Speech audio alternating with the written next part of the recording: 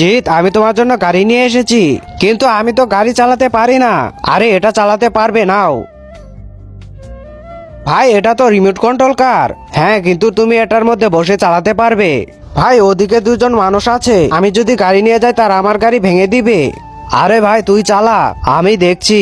হ্যাঁ ঠিক আছে, তাড়াতাড়ি গাড়িতে উঠে পড়। হিয়া ভাই, স্টার্ট কর। ওহো,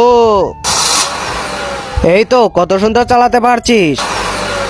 রিমোট কন্ট্রোল কার। দাঁড়া দাঁড়া বলছি, দাঁড়া।